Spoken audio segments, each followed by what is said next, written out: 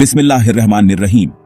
उस महान सृष्टिकर्ता के नाम से जो मिट्टी के साधारण घरों में असाधारण सपने रोप देता है। आज हम बात करेंगे एक ऐसे व्यक्तित्व की जिसने अपने पसीने से भारत के भाग्य को पुनर्लिख दिया। रामेश्वरम के सुनसान समुद्र तट पर लहरों की आवाज के साथ जन्मी एक कहानी।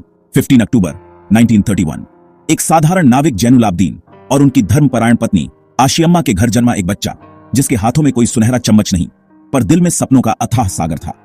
नाम रखा गया अबुल पकीर जैनुलाब्दीन अब्दुल कलाम। वो बालक जो सुबह 4 बजे उठकर अखबार बांटता, दोपहर में स्कूल जाता और रात को रामेश्वरम के तारों तले विज्ञान की किताबें पढ़ता। उसकी आंखों में एक अदम्य जिज्ञासा थी। हवा में उड़ने वाले पक्षियों को देखकर सोचता, क्यों नहीं इंसान भी उड़ सकता।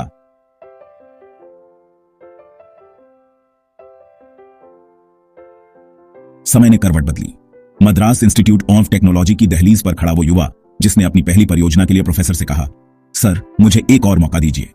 और फिर उसने साबित कर दिया कि हौसले से बड़ा कोई हथियार नहीं। 1970 का दशक, भारत अंतरिक्ष की दौड़ में नया खिलाड़ी बन रहा था। डॉ कलाम के नेतृत्व में SLV-3 टीम ने दिन रात एक कर दिए।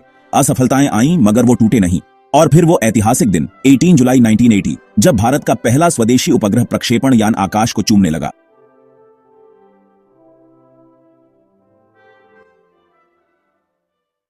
पोखरण की रेत गवाह बनी उनकी असाधारण दूरदर्शिता की। 1998 के परमाणु परीक्षणों ने भारत को विश्व मंच पर नई पहचान दी। मगर डॉ कलाम के लिए यह सैन्य शक्ति नहीं, सामरिक संतुलन था।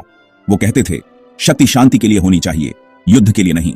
2002 का वो ऐतिहासिक क्षण जब एक मस्जिद में नमाज पढ़ने वाला वैज्ञानिक भारत के सर्वोच्च संवैधानिक पद पर आसीन हुआ।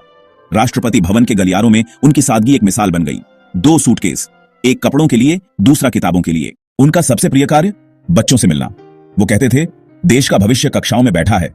उन्होंने हजारों पत्रों के जवाब स्वयं लिखे, हर हस्ताक्षर के साथ लिखा, तुम्हारा मित्र कलाम।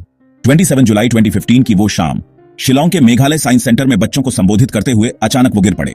उनके अंतिम शब्द थे, funny guy, are you doing well. एक शिक्षक की भूमिका निभाते निभाते वो इस दुनिया से विदा हो गए। मगर क्या वो वाकई चले गए? जब भी कोई युवा सितारों की ओर देखता है, जब भी कोई शिक्षक गरीब बच्चे को पढ़ाता है, जब भी कोई वैज्ञानिक नामुमकिन को चुनौती देता है, डॉ कलाम वहीं होते हैं। उनकी विरासत हमें सिखाती है, महानता महलों में नहीं, मेहनत की मिट्टी में पैदा होती है। सफलता का रहस्य साधनों में नहीं, संकल्प की शक्ति में है। आज हम उन्हें नमन करते हैं, भारत के मिसाइल मैन, जनता के राष्ट्रपति, युवाओं के सपनों के संरक्षक। वो कहते थे, अगर तुम सूरज की तरह चमकना चाहते हो तो पहले सूरज की तरह जलो। डॉ कलाम ने स्वयं जलकर भारत के भविष्य को प्रकाशित किया। सलाम हमारे प्यारे कलाम साहब, आपकी याद हमें हमेशा प्रेरित करती रहेगी। जय हिंद।